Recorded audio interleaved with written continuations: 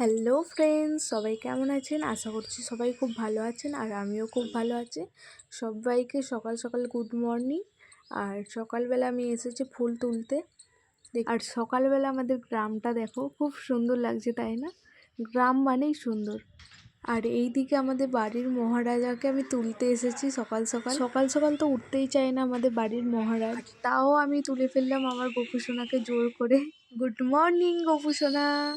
আমাদের গোপুসোনাকে কেমন লাগছে সবাই একটু কমেন্ট করে জানাবেন। সকাল সকাল জোর জবরদস্তি তুলে তো ফেললাম, এবার চলো মুখটা ধুয়ে দিই। মুখটা ভালো করে মুছিয়ে দিয়েছি আর চলো এবার ওদের সিংহাসনে আমি বসিয়ে দিই। সিংহাসনে আমি ভালো করে বসিয়ে দিয়েছি আমার গোপুসোনাকে। চলো এবার আমার সকালের সেবাটা দিয়ে দিই তাড়াতাড়ি।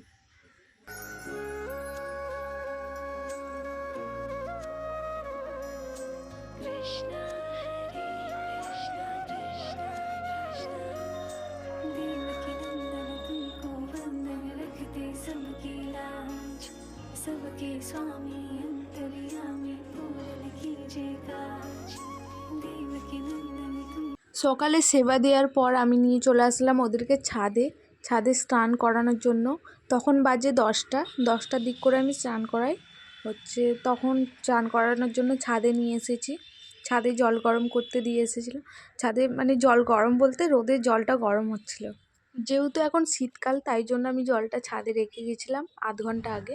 তারপর আমার গোপুসোনাদেরকে ভালো করে আমি স্নান করে দিচ্ছি শ্যাম্পু মাখিয়ে আমি তেল মাখিয়েছিলাম।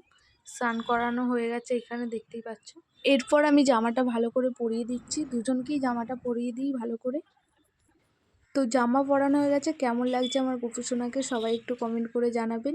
স্নান করিয়ে আমি নিচে চলে এসেছি। নিচে এসে আমি দুপুরের সেবাটা দিয়ে দিয়েছি, দেখতেই পাচ্ছেন। আর আমার গোপুসোনাদের কত কিউট লাগছে দেখো।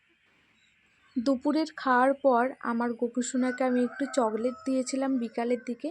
তখন বাজে ওই 4টের দিক করে আমি একটু চকলেট দিয়েছিলাম ওদেরকে। যেহেতু এখন শীতকাল তাই জন্য আমি সন্ধ্যায় ওদেরকে সোয়েটার পরিয়ে দিয়েছি। সন্ধেবেলা আমি সন্ধে দেখিয়ে আমার গোপুসোনার জন্য আমি একটু সাদা পোলাও বানিয়েছিলাম। আর আপনাদের এই ভিডিওটা কেমন লেগেছেন আপনারা অবশ্যই কমেন্ট করে জানাবেন। রাধে রাধে।